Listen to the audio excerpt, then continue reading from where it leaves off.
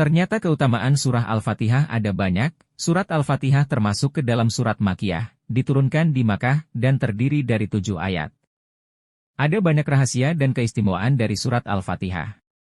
Ada begitu banyak keistimewaan dan keutamaan surat Al-Fatihah. Adapun hal lainnya pernah disabdakan oleh Rasulullah Shallallahu Alaihi Wasallam yang berbunyi, apabila kita punya suatu hajat apapun, surat Al-Fatihah bisa menjadi perantara hajat tersebut. Berikut 9 keutamaan surah Al-Fatihah yang telah dirangkum dari berbagai sumber. 1. Al-Fatihah merupakan surat terbaik yang belum diturunkan sebelumnya. Anggapan ini diperkuat lewat hadits yang dituturkan oleh Ubay ibn Ka'ab bahwa Rasulullah Shallallahu Alaihi Wasallam bersabda, Allah Subhanahu wa Ta'ala tidak pernah menurunkan surat dalam kitab Injil atau Taurat yang seperti surat Al-Fatihah yakni Al-Sabul Matsani, Hr. Tirmidzi.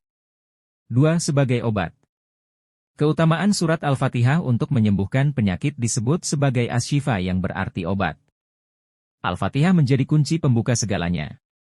Dikutip dalam buku berjudul, Ruqyah Tadabbur Ayat Suci Al-Quran untuk menyembuhkan penyakit kanker, tumor dan kista, oleh Haji Fadil Zainal Abidin Bidan Muhammad Vandestra mengutip surat Al-Isra' ayat 82, Allah Subhanahu wa Ta'ala telah menegaskan bahwa Ia telah menurunkan Al-Quran, di dalamnya ada obat bagi berbagai macam penyakit. Dan kami turunkan dari Al-Quran suatu yang menjadi penawar, obat, dan rahmat bagi orang-orang yang beriman dan Al-Quran itu tidaklah menambah kepada orang-orang yang zalim selain kerugian. Al-Isra' 82. Air yang sudah dibacakan Al-Fatihah yang benar dapat diminum untuk menyembuhkan penyakit.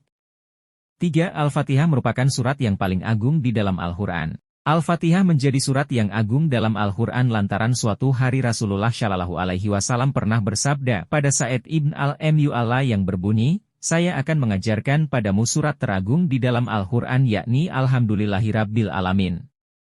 Ia adalah Al-Sabul Matsani dan Al-Quran Al-Azim yang diberikan kepadaku. Hr. Muslim. 4. Syarat sahnya sholat. Kelebihan surat Al-Fatihah adalah menjadi syarat sah dan tidak sahnya sholat seseorang.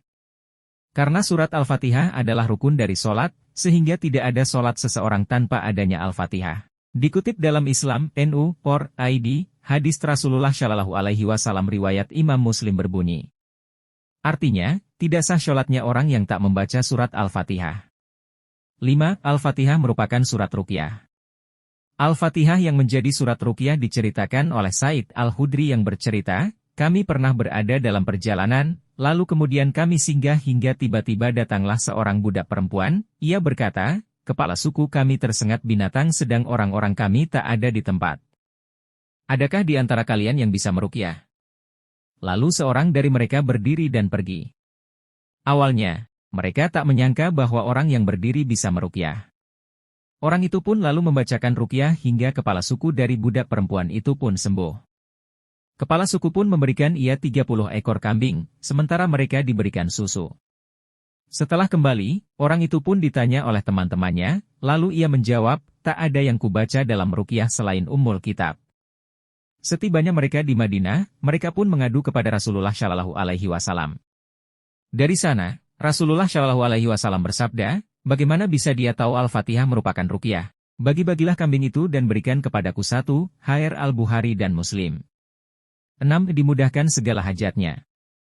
Bacalah surat Al-Fatihah kemudian niatkan apa yang diinginkan.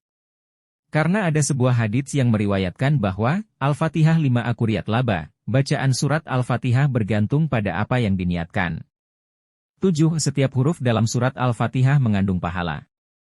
Diceritakan oleh Ibn Abbas, ia bercerita tatkala Rasulullah Shallallahu Alaihi Wasallam sedang bersama malaikat Jibril.